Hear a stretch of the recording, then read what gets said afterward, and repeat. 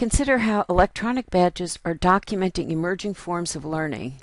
A number of areas are propelling the badging movement. One of it is that with the advent of online courses and open education, there's too much material for a particular instructor to do all the evaluation. There's also a lot of skill building that goes on in fields that just is difficult to evaluate, and people have many activities that they perform for which they receive no credit. Badges can be a type of informal assessment that can be brought about through working by peers, and whenever you participate in a product review, you're giving a type of badge. You can also get a badge created by an institution. A course credential is actually a sort of badge, but more badges are emerging now to document conference attendance and things like that. Also, badges can be automatically generated, as often happens in games. Looking at some of the websites that now feature badging, you'll find it in teacher education programs.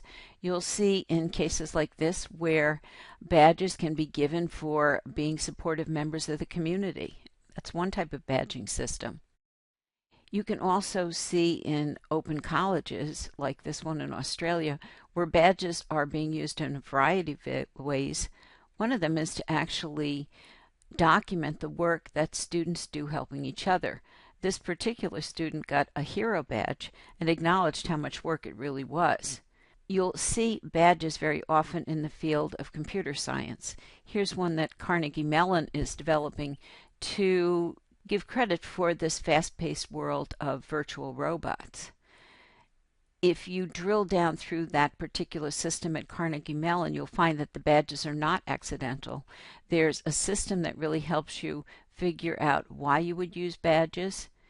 It also shows how badges can serve as an assessment tool, but it gets rather sophisticated. It talks about the hierarchy among the badges, shows you guidelines for creating good badges, and if you want to be taken seriously, you really have to think about these areas. As online courses are growing too, they're getting too large for individual assessment, and badges are becoming an area for peer evaluations within these MOOCs. Now, Mozilla, which started Firefox, started Netscape, is leading some of the movement towards badging. If you go to their website, you'll find at their Open Badges area, you can download open source software that can allow you to create your own badges. And it's rather sophisticated. If you really start drilling down through their website, you'll find that if you really want to create powerful badges, you're going to have to be looking at standards and systems that will allow your badge to be recognized by a broader audience. And if you really drill down through the Mozilla site, you'll find that there's not only a lot of programming, but there's a lot of education detail that goes into creating appropriate credentials, very much like a hierarchical higher education system.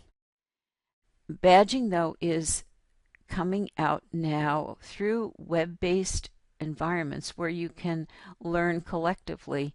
And how do you go about documenting this learning? So you'll see badges emerging at other organizations like P2PU, which is peer-to-peer university, where very often computer programming operations create badges. And you'll see that there are learning communities that create their own badges, and there are software companies coming out that make it easy to create badges. Now, I've been using badge.us, which is a pretty simple system that allows you to create badges. I created this badge to document work in the virtual world, and you can see I went in through a menu that allowed me to simply fill in these type of areas.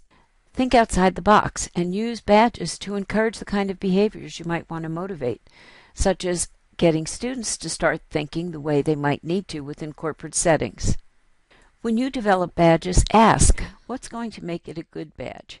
Ask yourself, who's going to issue those badges? What do you actually have to do to earn a badge? And when you earn them, how are you going to display them? With the ease of creating badges today, consider where and how they might help your audience.